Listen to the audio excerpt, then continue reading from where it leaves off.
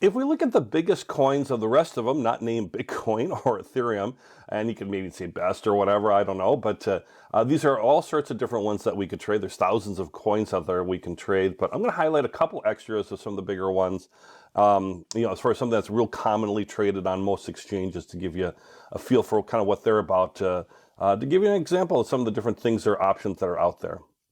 One of the ones that has been around quite a while is Ripple. Also, you'll see it represented as XRP on the exchanges as far as its trading three-digit ticker symbol or trading symbol. So Ripple is interesting because it's they're kind of in between this world of actually being a company, like it almost should be a stock, versus being a true cryptocurrency. It's got this dual function, and it operates as a digital currency.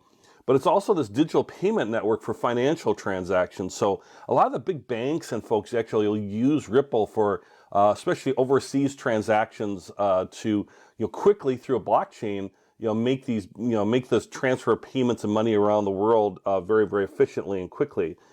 So there's like XRP, Ripple, the kind of the company, and then XRP, Ripple, the digital currency that helps facilitate all that. So you might see Ripple in the news every once in a while about getting in trouble with governments and with regulators because they're trying to figure out, are you a company or are you a cryptocurrency? So, but they're one of the most commonly traded ones out there, so something to be aware of.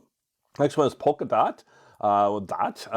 And that was interesting where they created their own blockchain, or they allow is actually they use other developers can create their own blockchain while using the security that Polkadot's chain already has. So you have the Polkadot blockchain, and then you have others who can build blockchains on top of that and leverage that security. So it's a little different than, let's say, a smart contract running on, let's say, the Ethereum network. It's kind of creating your own blockchain.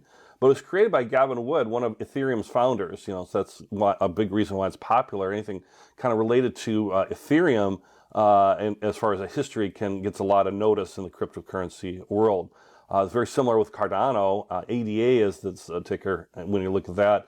And they were really, really based on research. Their whole thing was they brought together engineers, mathematicians, cryptography experts.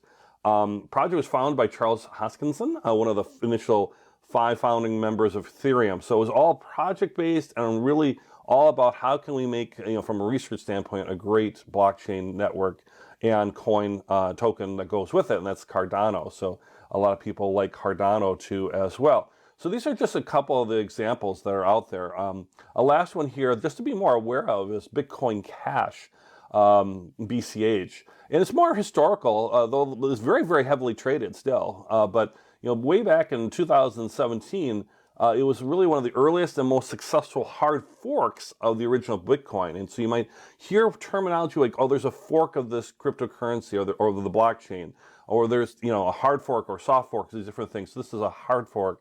And really what they're referring to there is, due to the decentralized nature of digital currencies, if you don't have somebody who's in charge of everything just making a decision, there's no dictators over cryptocurrency.